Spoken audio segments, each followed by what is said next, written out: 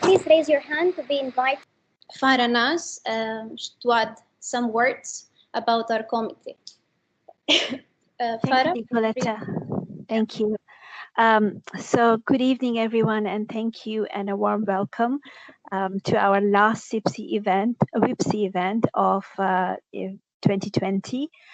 We have a very exciting speaker, and today's discussion is about inclusive leadership, so I hope you all enjoy it.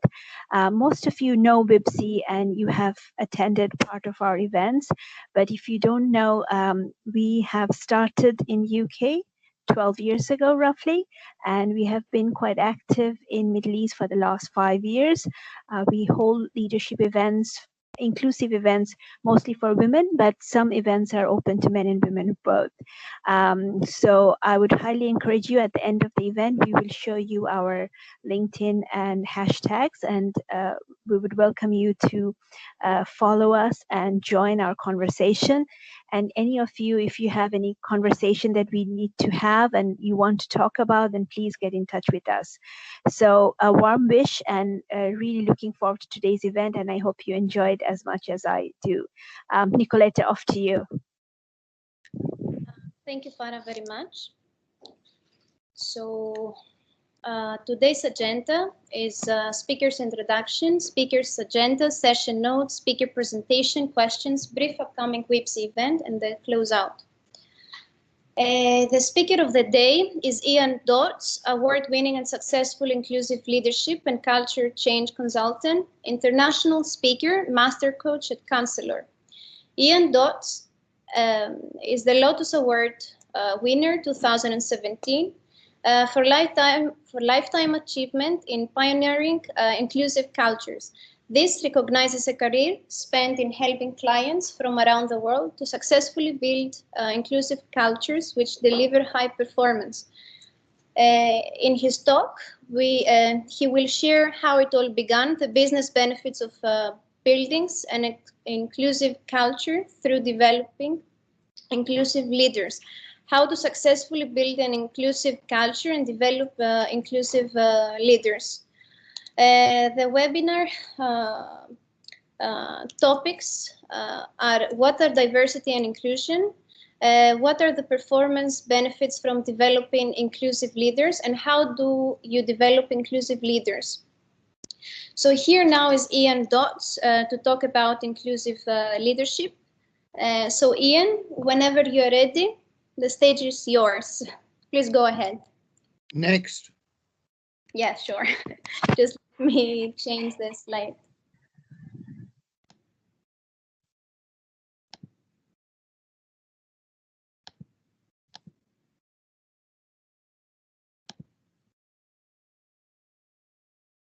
Ian, do you want to turn on your camera? We can't see you. Where's my camera? It is on. It is on. Okay. So can you all see the first slide? Yeah. Okay, sure. Ian, you can go ahead. I can't see the presentation.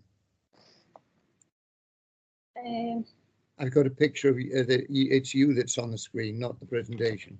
Okay, the presentation's at the bottom. Let's see if I can bring it up. Okay, let me open it again then. I was about to start it. You can see it now? Yes. Okay, perfect. Okay. Wait, it changed.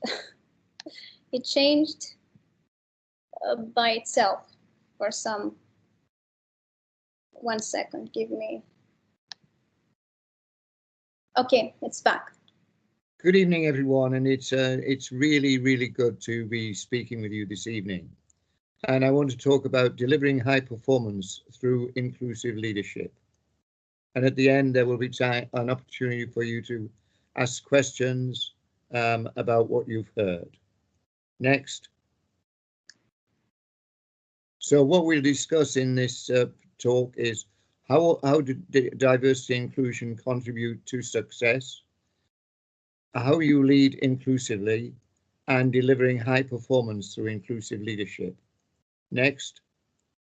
How it all began. When I was a young man, I was made director of HR on a large chemical factory in the north of England. It belonged to ICI, which was then the largest chemical group in the world. This factory had disastrous industrial relations, and it had very poor productivity. And this was killing the factory, and it had been like that for many years. Anyway, I initially did what my predecessors in that role did. I worked with the managers to try and change things. We made a bit of progress, but not much. And then one night I was driving home, and I grew up in a working class family. In other words, my parents were what would be, they would have worked on the factory floor. They would not be they were not managers. And as I was driving home, incidentally, they didn't work on that factory. They worked elsewhere. As I was driving home, I began to think, you know, when my mum and dad came home, they often used to spend time in the evening saying, if only our managers would do this, and if only our managers would do that. And it suddenly dawned on me there must be a couple of thousand people on that factory going home each day and saying to their families and friends something like that. So the next morning I went in the factory director's office and I said, Bill, what we need to do here is to engage the whole of the workforce in making this the very best factory in the ICI group worldwide. We talked about it for a while and then he said, okay, Ian, we'll go for that, but you'll have to show us how to do it. Well, I have to admit, I didn't know at that stage. And so I called up my contact in ICI's group headquarters and he said, we've got a Professor Dick Beckard working with the board of ICI, and he's the most eminent behavioral change scientist that's ever existed.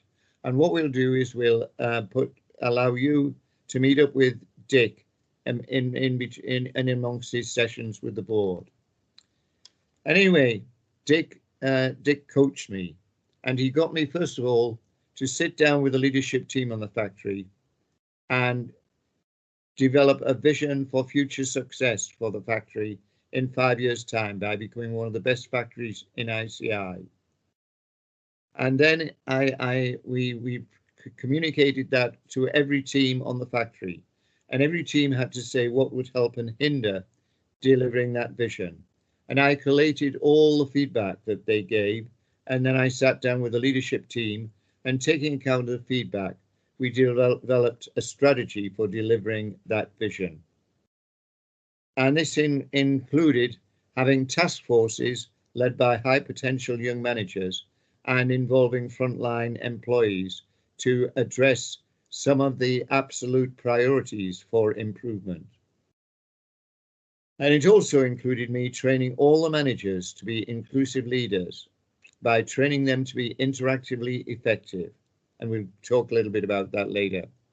How to empower people and how to help people identify their talents and develop them. And then the senior managers I trained to set a behavioral example in the behaviors that were needed to drive that strategy. Next.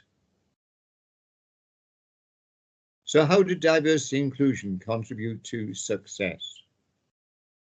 Well, diversity is every way in which any mixture of people has both similarities and differences. It's not just about gender differences or age differences. It's about all sorts of things, which we'll see in a moment. And it's most important to have a diverse group of employees in any organization, because that will enable you to drive high performance. But you only drive high performance through having diversity if you build a culture of inclusion where each person feels respected and valued. They feel that their ideas and opinions are heard and they're helped to perform to their full potential. It's not something that happens overnight. It involves sustained and long-term strategic effort. And it's happening when the diversity of thought across all these different people is embraced to finding the best ways to serve clients, customers, and service users. Next. Now, I mentioned earlier that there are many ways in which people are different. And this shows all the many elements. So normally people think of diversity as only being about the factors in the first circle there, the primary circle, such as age, ethnicity, sexual orientation, and so forth. But it involves many other things, such as the marital performance, status, social status, nationality, language and accent, appearance, etc., etc. And then there are all sorts of organizational factors, such as what level the person is in the organization, what's their function, and so on and so forth. And all of these different factors contribute to how someone interacts with other people, how they solve problems, and how they make decisions. Next. Managing diversity and inclusion, as I said earlier, it involves culture change. It's not something that happens overnight. And it's only when you do that culture change that you get the big performance benefits from diversity and inclusion. So initially, most organizations start with equal opportunities because they've got to meet their legal responsibility. And that ultimately ends up with more women and minority ethnic people. But you're only managing risk. You're making sure that you don't get taken to a law court. And then what the next stage they go to is valuing differences. And they do that because there's a social responsibility to make everyone feel as though they belong and give mutual respect. But again, that's only managing risk. Then they reach the stage where they want to create an inclusive work environment. And this is where they get the big benefits. Then they meet all their stakeholder needs. The culture in the organization embraces all the differences that we saw on that chart earlier. And it results in more responsive service, better problem solving, and high performance. Next. And when an organization is inclusive, it gains significant performance benefits. I didn't mention actually that on that factory, when I built an inclusive culture, its performance improved and improved. And eventually, after 5 years, the chief executive ICI, Sir John Harvey Jones, came to congratulate it on becoming one of the best factories across ICI. Now, this was many years ago, because you'll have noticed that I'm a lot older than being a young man. And that factory is still there, and it's still employing lots of people in the town of Huddersfield. And when an organization is inclusive, you get reduced recruitment costs because people don't want to leave. You get a greater talent pool. On that factory, when I first started, we had no African Caribbean employees, and yet Huddersfield had a large African Caribbean population. And when I built an inclusive culture, we got more African Caribbeans on the factory, which was fantastic. You also, if an organization is inclusive, it raises employee motivation because they feel they belong, they feel that they're involved, and they feel that they're respected, and it improves productivity. And you get an enhanced employer brand because what happens is the employees go and tell their families and friends what a great place it is to work. And also you get new ideas and better products and services for customers and service users. And this is due to some research on harnessing workforce diversity, and the research was done by. And the reason you get all of these differences is because all these better products and services is because you've got diverse employees. They're able to understand the needs of customers from different diversities and so forth. And you also get great teamwork through enhanced interactive effectiveness. And I'll talk about interactive effectiveness later. And that comes from Professor Sandy Pentland. That research. Next. Diverse teams outperform homogeneous teams in solving complex problems. In other words, inclusion leverages what's known as the diversity trumps ability theorem, which comes from Professor Scott E. Page. And there are two conditions for the diversity trumps ability theorem to work. One is the problem has to be complex, and team members have to listen to each other and explore differing ideas and points of view. In other words, it requires inclusive leadership. Next. All right, let's look now at leading inclusively. So if someone has a managerial position, it gives the person authority to make things happen. It doesn't make them a leader, it simply makes that person the boss. But when a person is deciding about respecting someone as a leader, they don't think about the attributes of that person. They observe how the person is behaving. And so leadership behavior is most important in actually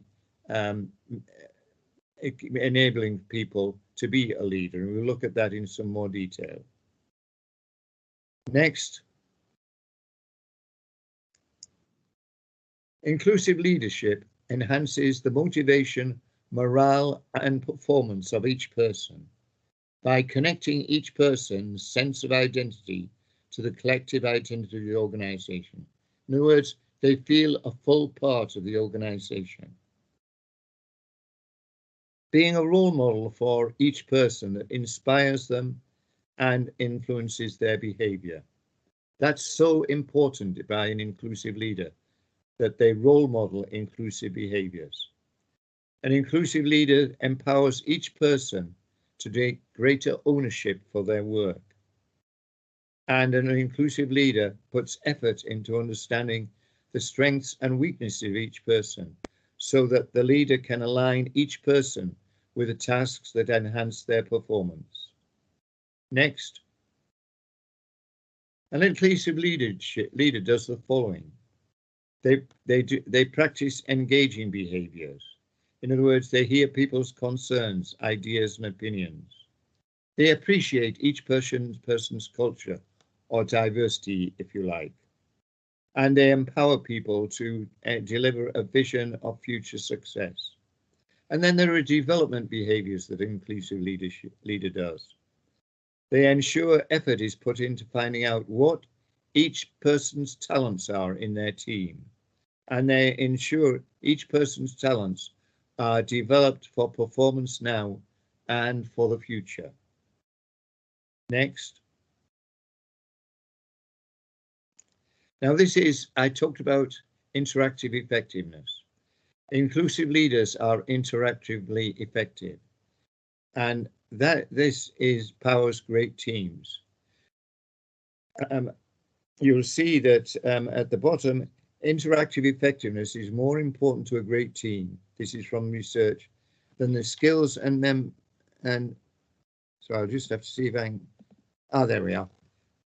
Than the skills and intelligence of the team.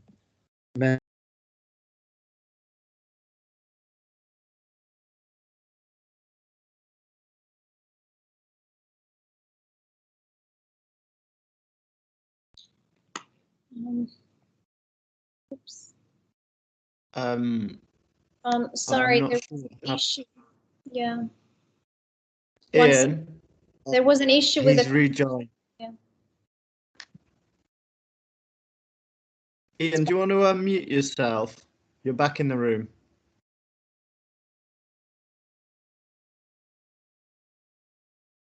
You've somehow managed to exit and then mute yourself. Okay. Okay. So I was saying that interactive effectiveness is more important to a great team than the skills and intelligence of the team members and all of the other factors combined that go to make a great team. And interactive effectiveness involves an inclusive leader becoming proficient in telling behaviors, so saying on things, what are the objectives and why they're important, being good at giving information, making suggestions for both content and for processes.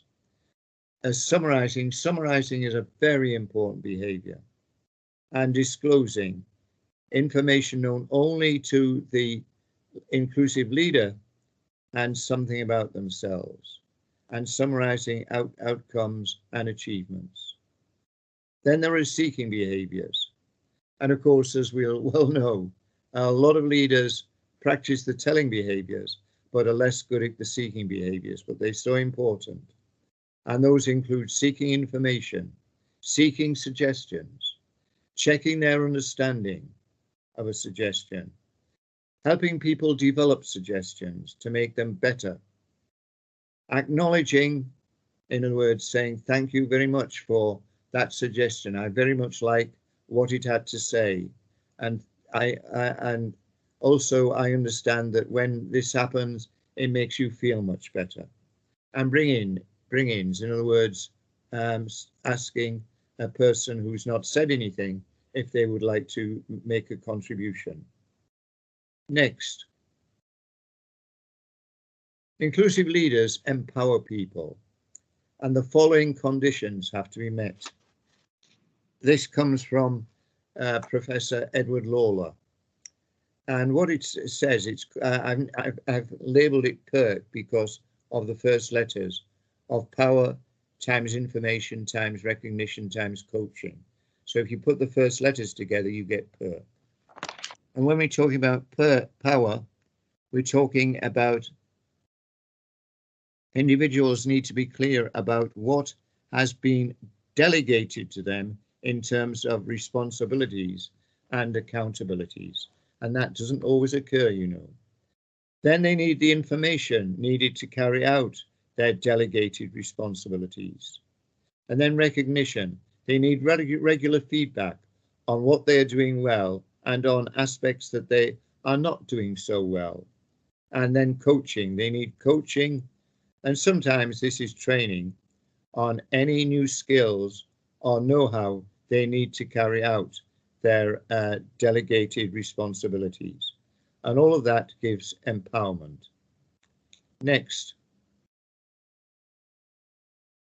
Now, this is inclusive leaders are really good at coaching in the moment. In other words, what they do is they identify a coaching moment, and that's one where they see the employee can learn and develop through a coaching process. Once they've identified an opportunity to coach, they start by asking the question, may I share an observation with you?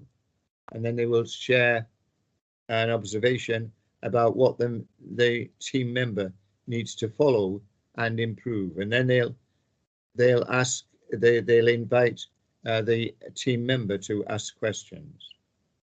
And they actively listen to those questions so that they can understand that their employees, their team members' point of view.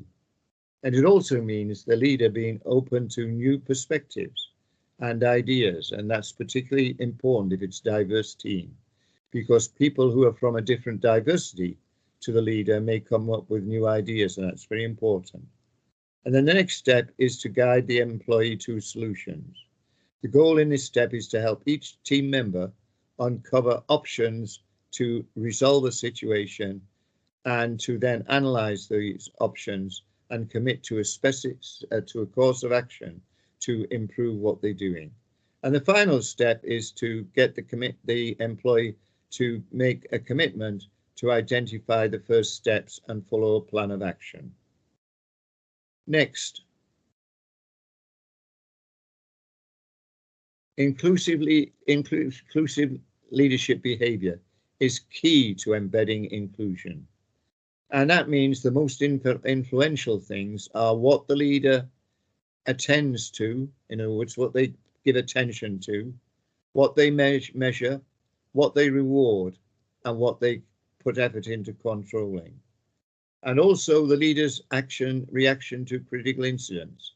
In other words, if something goes wrong, or if there's something which is very good indeed.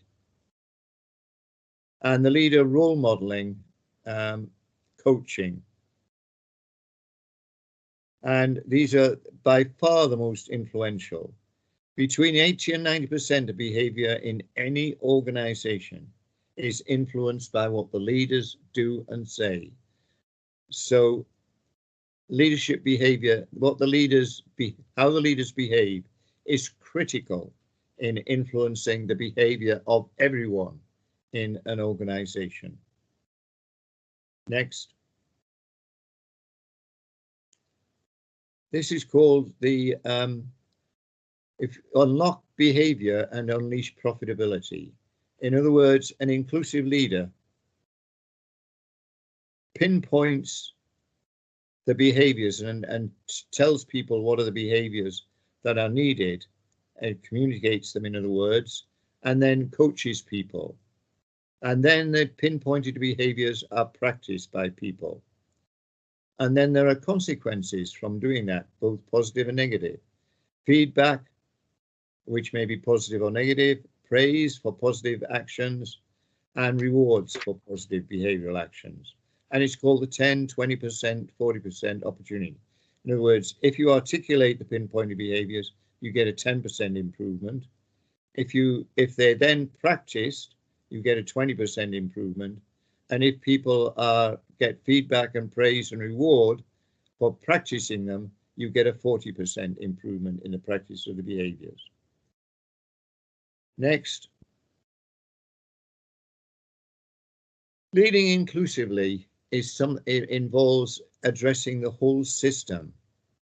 So an inclusive leader provides a vision of future success for all stakeholders. That's, in other words, for customers, clients, service users, for employees, for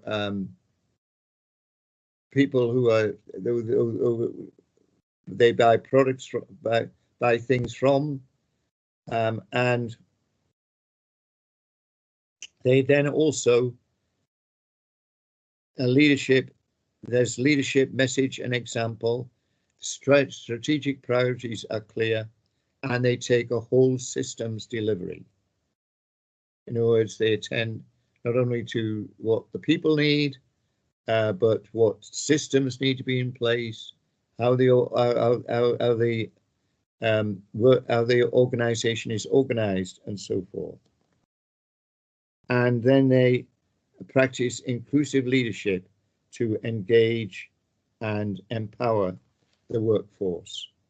And finally, of course, they make sure that development needs are identified and followed. Next.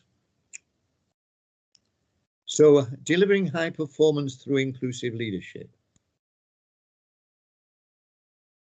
It involves 5 stages, and these are things I learned on that factory all these years ago. And I practiced these over and over again throughout my career. And I've had huge successes through building inclusive cultures. In other words, I've helped organizations deliver high performance. I've helped them deliver complex change. I've helped them improve gender and race in equality, and so forth, and so on and so forth. And the first stage one is where you unfreeze the organization. And one of the problems I've found is that when I've been working, the leaders often believe their organization is inclusive.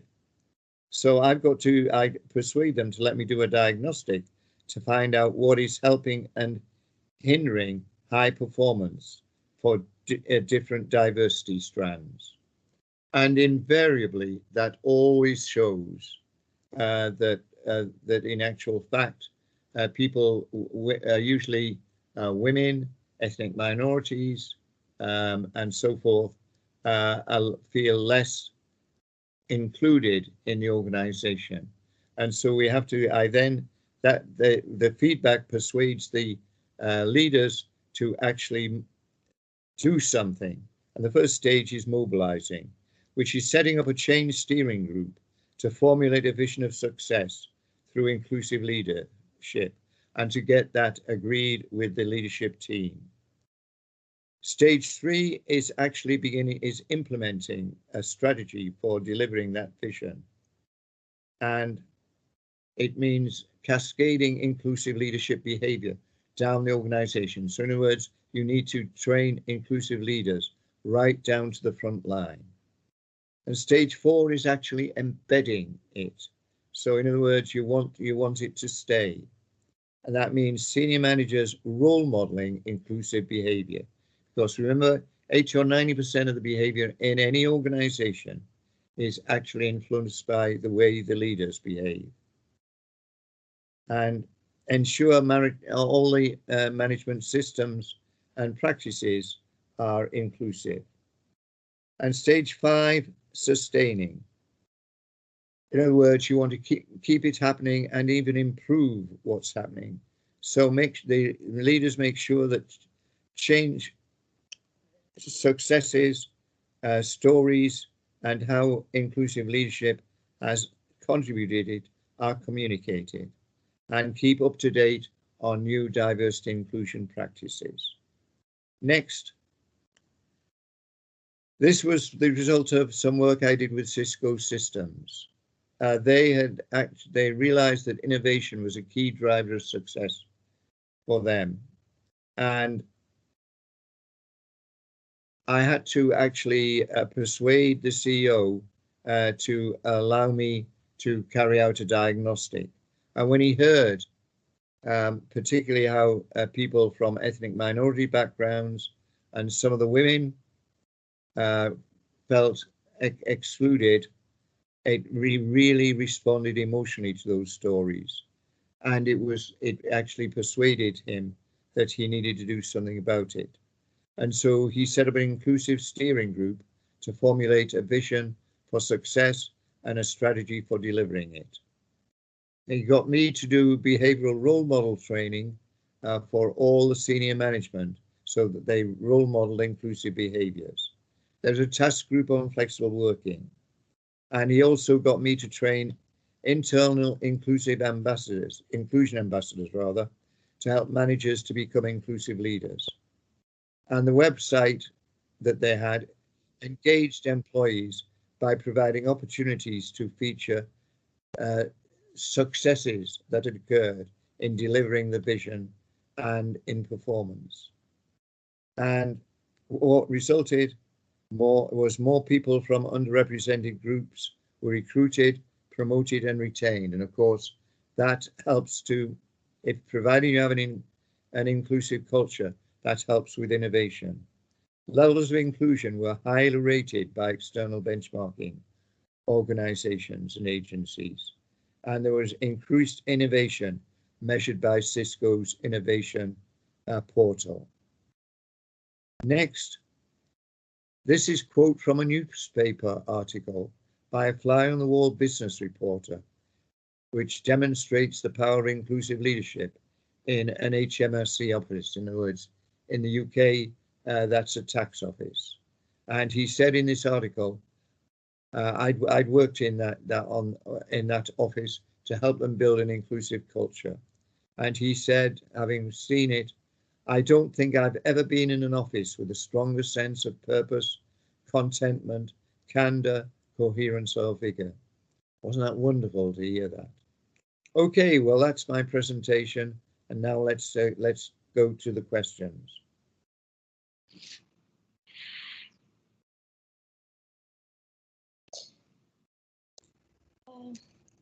Thank you very much, Ian, for the presentation. It was very informative. I don't know if anyone has any questions. You can raise your hand. Julian, can you please go through and check if there is any? Yeah, nothing's come in so far, Nicoletta, but I can either read them out or, as you said, raise your hand and you'll be able to ask them yourselves. Please do feel free to ask any questions if what I've presented hasn't been clear, or if you disagree with anything that I've presented, please say so. Or if you want more clarification on examples of things that I've discussed, please just ask questions.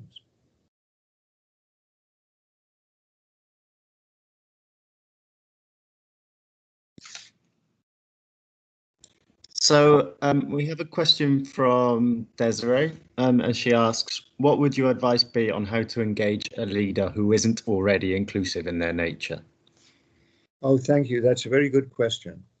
Well, you'll have seen from the presentation, the way I've done it is to persuade the leader concerned to help me carry out a diagnostic, in which in that diagnostic, I interview people from diverse backgrounds and ask them what's helping them and what's hindering them from performing to their best. And then I finally, when I'm carrying out the diagnostic, I give the feedback to the leader. And I can tell you now, the leaders are always absolutely surprised that people actually feel excluded. And so that's the way to get a leader who is not inclusive to become inclusive.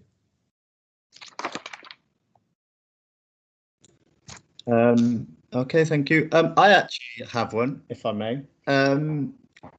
I was wondering, do you think high performance, or the fact that inclusive leadership might stimulate high performance, do you think that's a good motivation for being inclusive? I very much do, actually, Julian. It's not just that it delivers high performance, it delivers great customer service because you understand all your diverse customers better. It involves increasing race and gender equality.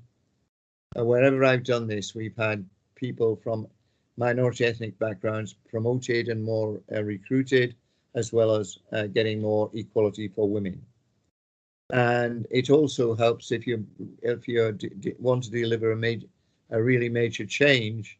It helps with delivering complex change successfully, as I illustrated by my story about the factory in Huddersfield in the north of England. Okay, thank you. Alex Hodge asks, what's the best way to encourage someone who is scared of leading or doesn't think they have it in them to be a leader, even though they might? Okay. Well, my experience of that is obviously that's very much a coaching thing. And I help the leader identify what are the things. Sorry, can you just repeat the question, Julian? What's the best way to encourage someone who is scared of leading or doesn't think they have it in them to be a leader? Right. Okay. So I then, so in coaching, I ask the person concerned to identify what are the factors that they actually value and respect in leaders.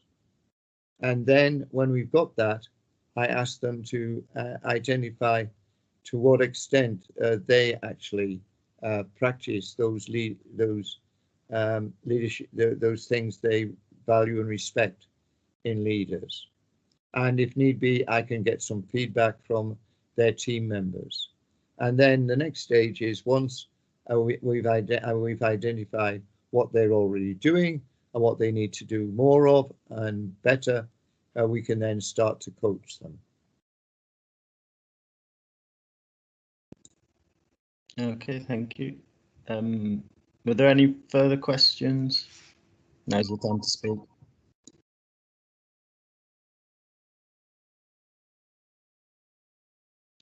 Please feel free to answer questions.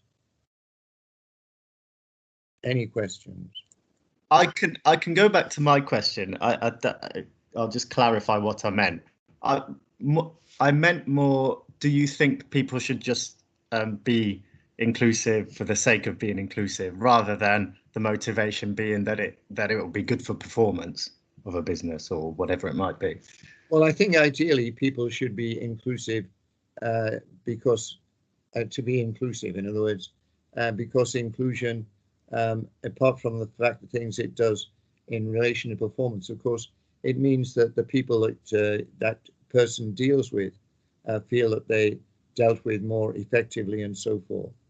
And so inclusion is a good quality in its own right as an employee or a manager. Okay. Does that make sense to you, Julian? Yeah, definitely. Yeah, thank you. Ian, I have a question. Is there enough data to support evidence-based data to support the relationship or correlation between inclusive leadership and profitability?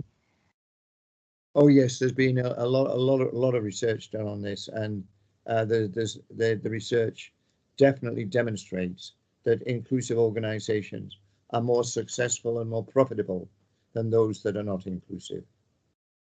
I mean, I showed that on that factory. I mean, that factory that I was at as a young man when I joined it, it was unsuccessful. It was unprofitable, and it was in danger of closing. And when I built an inclusive culture on the factory, it became one of the best in the whole ICI group, which, as I said earlier, was then the largest chemicals group in the world in terms of performance and profitability. Thank you, Ian.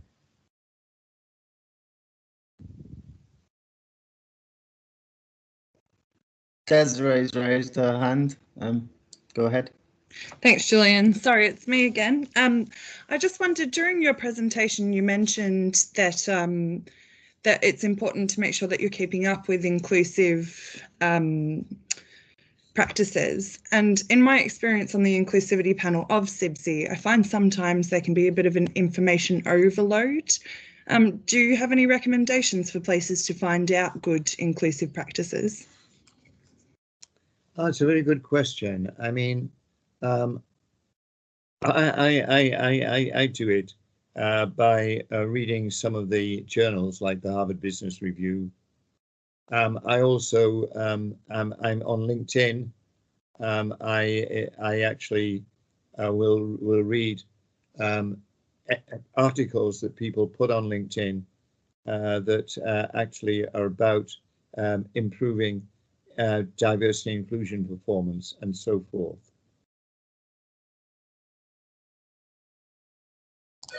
Thank you. And of course, you can invite external people who've had a lot of experience of building inclusive cultures to come and give a talk or do some coaching like me.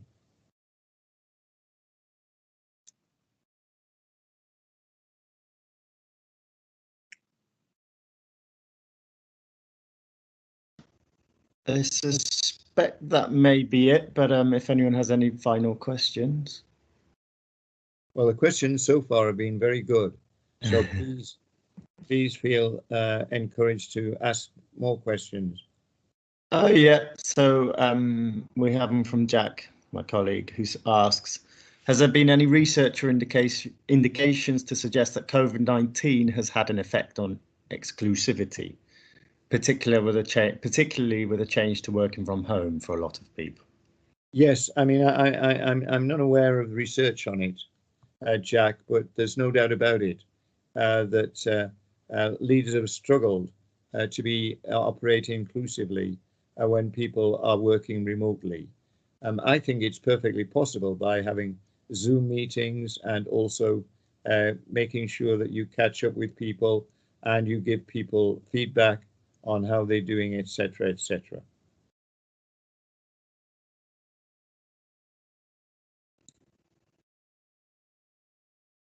Thank you.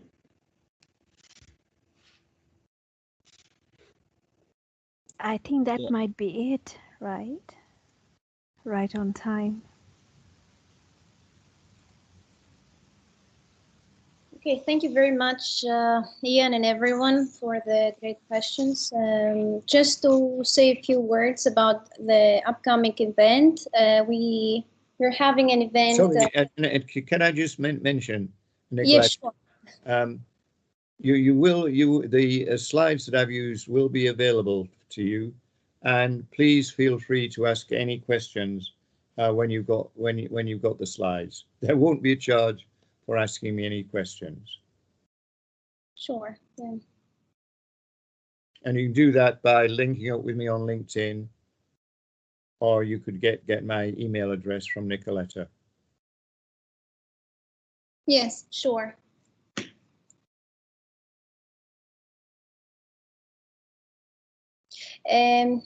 We will also upload the recording of the presentation for anyone who wants to watch it again, in case you missed anything.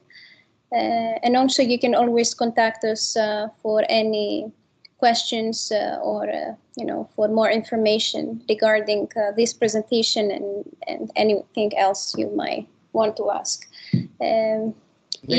Nicoletta, if that's the end of the questions and the presentation, I'll say goodbye to everyone and thank you for inviting me to make this presentation. And I very much look forward to any more questions that people want to ask me through, as I said, LinkedIn or through emailing me. Sure. Bye now. Thank you very much, Ian. So yes, just to say a few words about the upcoming event, which is going to be next month on the 6th of January. It's an I Am Remarkable session 2 workshop by the leadership coach Damian Smith.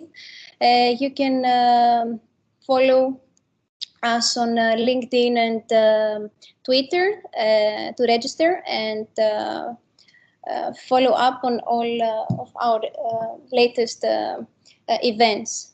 At this point, I would like to thank you all for joining, and we look forward to seeing you to the next event. I don't know if Farah wants to say a few words as well.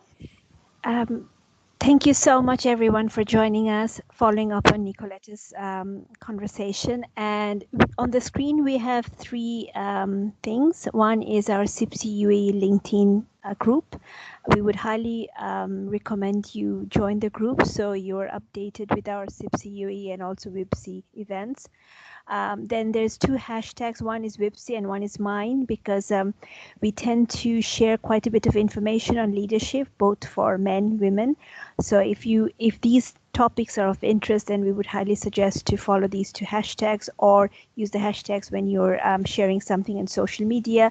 And lastly, we look forward to welcoming you in our future WIBSE event. As Nicoletta mentioned, we have an exciting year. We're still planning 2021 with lots of virtual events, and we want to bring in some of the speakers around the globe. So thank you everyone for joining